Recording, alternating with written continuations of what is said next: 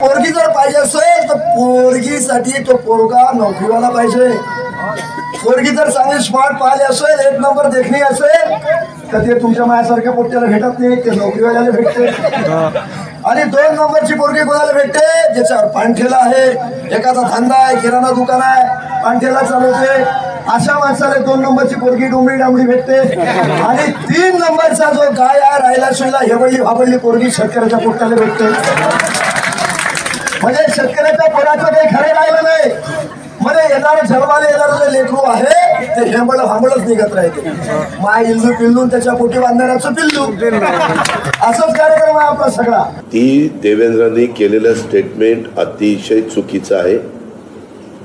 त्याला मी सांगितलं की तू दिलगिरी व्यक्त कर, माझ्याकडनं बोलण्याच्या ओघात अशा प्रकारचं वक्तव्य केलं ते अत्यंत चुकीचं होतं, मुलींना वेदना देणार होतं, शेतकऱ्यांच्या बद्दल एक अपमान वाटणार होतं। असं कालच रात्री मला कळायला मी त्याला सांगितलं, कारण तो 5 वर्ष माझा सहयोगी म्हणून त्याने माझ्याबरोबर काम केलेलं आहे। तो शेतकरी संघटनेतून निवडून आला होता, परंतु काम करत होता। मी त्याने सांगितलं, दादा मी करतो, माझा बोलण्याचा हेतू तसा नव्हता, मला एवढंच सांगायचं होतं की बाबा शेतकऱ्यांचं उत्पन्नाच्या दृष्टिकोनातनं त्यांना मुली ज्या लग्न करायच्या असतात त्या मुली प्राधान्य नोकरदारांना देतात। पूर्वी एक काळ असा होता की मुली प्राधान्य बागायतदारांना द्यायच्या, अशा पद्धतीनं त्याला बोलायचं होतं। पण बोलताना तो चुकलेला, चूक ती चूकच आहे आणि त्याच्या संदर्भामध्ये त्याला क्लिअर सूचना मी दिलेल्या आहे। मी त्याला सांगितलं मला हे अजिबात तुझं स्टेटमेंट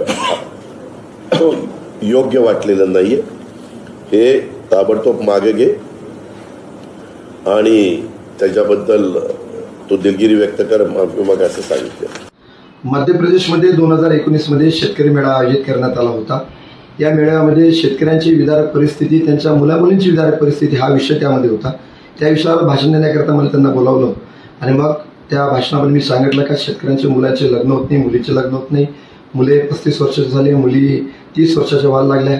लग्नाला होण्याचं मूळ कारण की प्रत्येकांना नोकरीवाला पोरगा पाहिजे, नोकरी जर नसेल तर तो पोरगा त्यांना चालत नाही। आणि शेतकऱ्याची अवस्था अशी आहे की एखाद्याने जो 100 दाणे करणारे शेतकरी आहे तरी सुद्धा त्याला निसर्ग साथ देत नाही, बाजारभाव त्याला मिळत नाही। ह्या सगळ्या भानगडीमुळे शेतकऱ्या मुलामुलींचे लग्न होण्यास प्रचंड अडचणी निर्माण व्हायला लागल्या। अनेक महाराज लोक आपल्या कीर्तनाच्या माध्यमातून शेतकऱ्यांच्या मुलामुलींचे जे काही हाल व्हायला लागलेले आहे, नोकरीवाल्यांचं सगळं जरा व्यवस्थित आहे, परंतु शेतकऱ्यांचं मात्र प्रचंड हाल अपेक्षा त्यांच्या लेकरांची व्हायला लागलेली आहे। ही सगळी परिस्थिती मी विशद केली, परंतु 2019चा जुना व्हिडिओ काढून आणि त्याच्यावर मी महिलांचा दिवशी आहे हे भासवण्याचं काम काही राजकीय पुढारी विशेष करून आमच्या मतदारसंघातले दाखवण्याचा प्रयत्न करत आहे।